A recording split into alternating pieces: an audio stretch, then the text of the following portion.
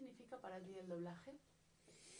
Pues el doblaje es, en principio, un recurso que tiene que coger el cine para que la difusión de una película no se limite al país de origen, sino que se difunda por todo el mundo y que además haga taquilla, porque no es solo la industria del cine no trabaja solo para un grupo de privilegiados que conocen idiomas.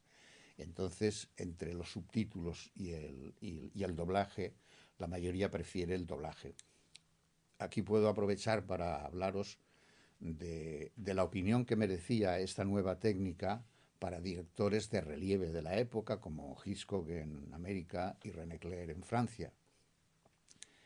Hitchcock decía que prefería el doblaje a los subtítulos porque cuando en el doblaje tienes que escuchar y ver la imagen sin perder ni un detalle, y sus películas a veces tenían pequeños detalles que eran fundamentales para la película, una mano que deja una llave en determinado sitio. Si estás leyendo el subtítulo, pues puedes perderte esos segundos que son definitivos para la película. Era un argumento de Hitchcock porque sus películas iban todas por ese camino, ¿no? Del suspense y del acertijo. Y René Clair, que era un enamorado del cine, la imagen por la imagen. Cuando apareció el sonido, él no quería hacer películas con sonido, solo quería la imagen. Cuando ya se decidió, también le pasaba lo mismo. Quería que los subtítulos no ensuciaran la imagen y que hicieran como en el cine mudo, que separaba la imagen, había un fondo negro, salían los letreros y luego se volvía otra vez a la acción. Eso no pudo ser y tuvo que aceptarlo. Por eso decía que él prefería el doblaje a los subtítulos. ¿Qué crees fundamental para el doblaje? Para la faceta de actor, Sí. ser un buen intérprete. Yo no distingo, los distingo en matices, el de actor de teatro, el actor de cine, el de radio, el de televisión, el del doblaje. Un buen actor. Y en el doblaje concretamente, yo destacaría el factor imitación, pero no imitación hasta los tonos últimos, como si fuera una caricatura de lo que estás viendo, sino servir el sentimiento y la forma de decir del personaje. Es decir, si yo doblo a Dustin Hoffman, como doblé en Kramer contra Kramer, Perros de Paja y otras películas, y este actor, que es de mi cuerda, que eso es fundamental, que sea de tu misma cuerda, una voz de viejo para un joven no le va y una voz de joven para un viejo tampoco. Entonces, percibir la dulzura o la acritud, etcétera, etcétera, que tiene ese actor interpretando ese papel y ir por ese camino por el que él te conduce. Para un actor de doblaje hay una ventaja sobre el actor de teatro y otros géneros, que es que lo que tiene de referencia es lo mejor que pueda haber. Un actor más o menos bueno está ensayando una obra de teatro y la referencia que tiene es la que le da el director, que a veces no sabe dirigir actores, y la que él pueda dar de sí. El actor de doblaje, por eso trabajamos deprisa y en 5 jornadas doblamos una película, porque tenemos el referente del actor. Es decir, si yo tengo en la pantalla a Brad Davis en El Expreso de Medianoche y estoy oyendo cómo lo dice, si yo soy capaz de imitar ese sentimiento y esa, ya lo tengo todo hecho. Ahora, si tengo yo que improvisar y no estoy rodando como él, que está sufriendo en un calabozo o en un tribunal de justicia, pues a mí me costará más, pero él me ayuda. Con la forma de decirlo me ayuda. Eso es un factor que hay que tener en cuenta. ¿Qué es lo que más te gusta del doblaje en particular?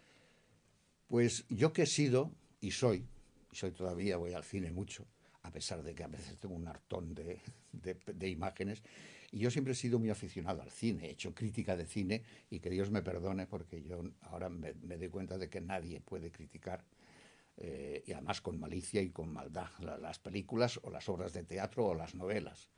Hay que hacer, yo creo que soy de la opinión de que hay que hacer una reseña de qué va la cosa, quién la hace, cómo, y que cada uno opine, ¿no? Entonces, para mí el doblaje lo fundamental es que veo cine y estudio cine. Y teníamos un cineclub también. Un aficionado al cine que se encuentre con un material que le dan para que ajuste los diálogos, que de eso hablaremos también seguramente, y lo vea una y otra vez, es que desmenuzas cada detalle y me encanta. Esa es la primera cosa. Y entonces, como actor, pues lo que os decía, he hecho teatro de aficionados, porque nunca he hecho teatro profesional. Lo más importante que he hecho es que fui a Nancy al Festival de Teatro Universitario y ganamos el premio con Fuente Ovejuna, pero luego no. Entonces, satisfago mi afición como intérprete en el doblaje. ¿Y qué es lo peor de tu oficio? Pues las horas que se hacen interminables. Hemos conseguido con el tiempo, en lugar de 8 horas, estar 6 horas y media. Hablo de los que hemos hecho papeles más o menos importantes, que te retenían allí todo el día, toda la jornada. El que iba a hacer una escenita con 3 takes no tenía problema. Pero lo peor para el actor, que tiene que estar tantas horas en el estudio, en la sala oscura, allí metidos, descansando de vez en cuando, porque el técnico mejor se quiere fumar un cigarrito, o el mismo actor quiere tomarse un cafetito. Bueno, muy pesado. Eso es la labor es muy pesada, sí. ¿Qué hace a un buen doblador? Pues eso que os decía antes. Lo principal es servir. Servir, no es la palabra no es imitar, sino servir al actor que está doblando. ¿Es difícil doblar a un mal actor? Mira, no, yo te voy a decir, no es difícil. No es difícil, porque el mal actor no te pide nada más que lo que él ha hecho.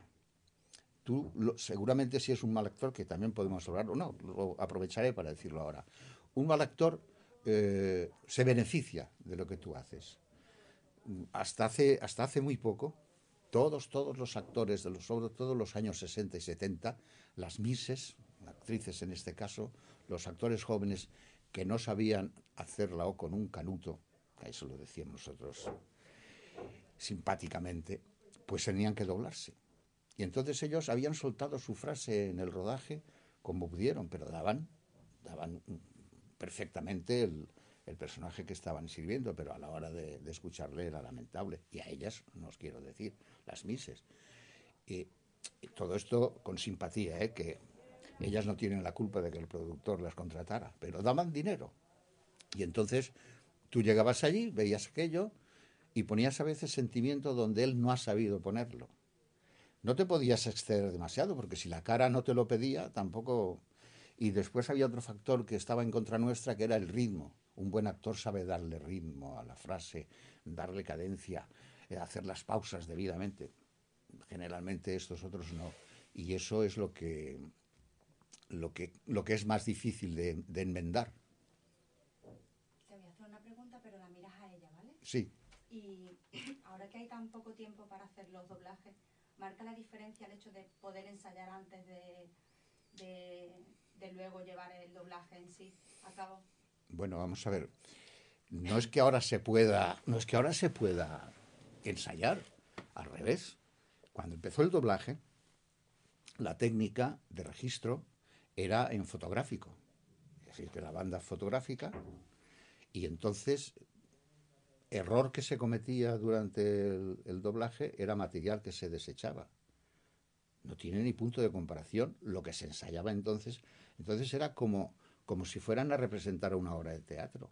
Se pasaran a veces una semana o 2 semanas en el estudio, en la sala del estudio, ensayando, para que luego, a la hora de doblar los takes, los fragmentos correspondientes, tuvieran cierta garantía. Y aún así, había mucho material que se desechaba y muchos amagos de infarto, porque se sufría mucho, porque lo tengo como referencia de compañeros que han empezado con esa técnica del fotográfico. Luego, con el magnético, te equivocabas, se borraba y grababas encima. Ahora no te quiero decir, ahora que existen todas las bandas que quieras para hacer filigranas. O sea que ahora se ensaya, pero se ensaya poco, porque efectivamente los takes no son largos y los profesionales, la rutina de la sincronía la tenemos dominada, y lo que cuenta es el sentimiento y la veracidad que pongas en tu interpretación. ¿Y cómo es el proceso del doblaje? Bueno, pues a grosso modo, claro, porque independientemente de la técnica que se haya usado en un momento o en otro, la base fundamental es que tú tienes que buscar un buen traductor. Y no estoy hablando solo del inglés.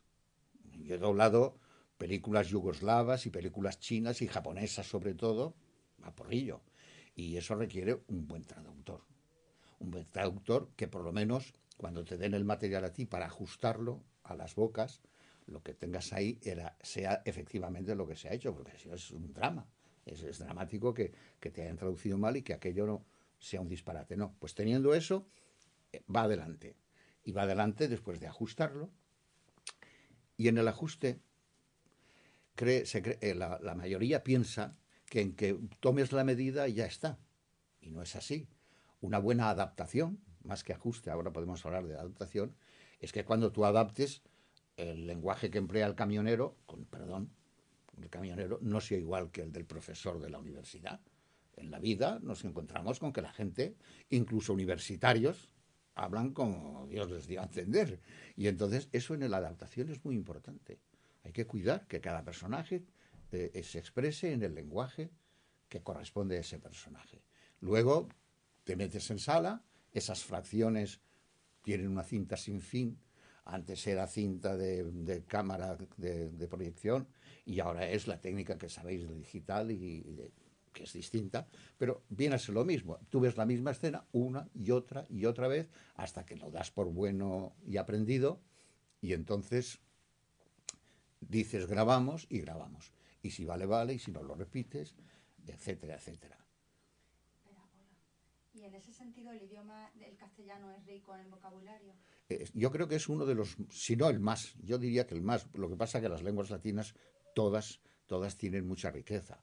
Detrás de nosotros pongo a Italia, después a Francia, pero nosotros especialmente hemos conservado mucho del también quizá porque tenemos muchas colonias donde todavía es vigente un castellano que nosotros ya no usamos y que está ahí y que te permite usarlo sin que cometas. También hay que tener cuidado de quién habla, de lo que decíamos antes, ¿no? Pero muy rico, sí, tenemos, yo creo que el idioma que más variación tiene para elegir y para ajustarlo. ¿Es beneficioso el doblaje para la industria del cine? Sí, vamos a ver. La industria empieza por la producción de la película y termina en la exhibición o en la comercialización de la película en DVDs o para televisión, etcétera. El doblaje es interesante e importante para que el cine exista hoy en día, pero desde hace mucho tiempo. Voy a hacer aquí un poquito de historia, aunque luego la retomemos en otro momento. Es decir, cuando el cine era mudo, no había problema. Había unos insertos de subtítulos que se podían cambiar al idioma que se quisiera y además no alteraba la imagen porque iban independientes con los fondos negros que decía antes, ¿no? Y daba igual. Estados Unidos, que ha sido siempre la nación primordial por antonomasia, pues ellos tenían un mercado amplísimo por todo el mundo. No solo Sudamérica, que estaba más cercana, sino Europa la dominaban.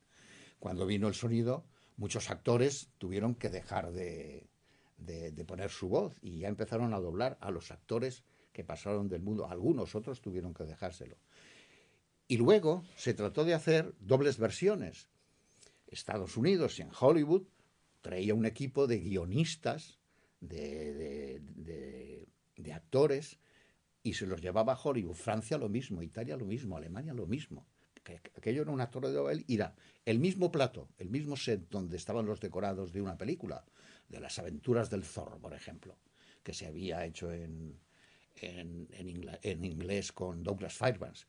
Pues venía los actores españoles, franceses y tal, y hacían una versión rodada en el tal, pero eso no resultó. No resultó porque efectivamente los 5, la media docena o la docena de actores que venían de cada país no completaban el reparto y se echaba mano de los que sabían francés o castellano o inglés allí o alemán y en una película doblada en castellano te encontrabas que a lo largo de la película unos hablaban castellano de Castilla, otros hablaban cubano, otros hablaban venezolano, el otro mexicano y no resultaba y además el público de España no quería esos actores que si no eran desconocidos al menos según su opinión, que es la que manda en taquilla, no igualaban a las estrellas de Hollywood. Por eso se decidió recurrir al doblaje. El doblaje incrementó la asistencia a las salas y como traemos jugadores de fútbol extranjeros y crean escuela y son beneficiosos para el espectáculo y tal, en cine pasaba lo mismo. Y ahí viene la otra parte. La producción española se quejó de que eso les hacía la competencia. Entonces crearon un canon. Cada distribuidora o productora que quería doblar tenía que pagar un canon. A los 10 años tenía que renovar el canon si esa película querían reestrenarla para los cines.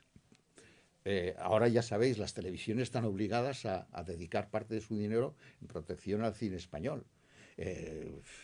La Comunidad Europea premia y da un fondo para las coproducciones. Entonces, todo esto era para compensar lo que podría perder de audiencia el cine nacional de cada país. Pero bueno, de ahí a que quieran prohibir el doblaje, porque es una práctica, según ellos también,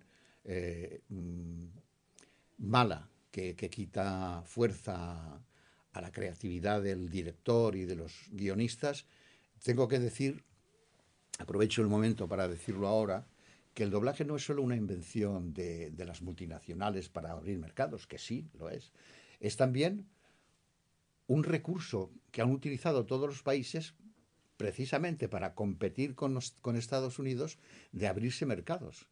Una coproducción de Francia y España, o Italia y España, o a veces los cuatro, Alemania, Francia, Italia y España, como El Gran Atasco. No sé si lo conoceréis. Ahí por España iba Sacristán y Ángela Molina, por Francia Duportier, por Italia Marcello Mastroianni y otros actores, y por Alemania Hardy Kruger. Eso, con el dinero que hubiera empleado España para hacer esa película, y solo se podía haber estrenado en España, se veía en toda Europa. La recaudación era fabulosa.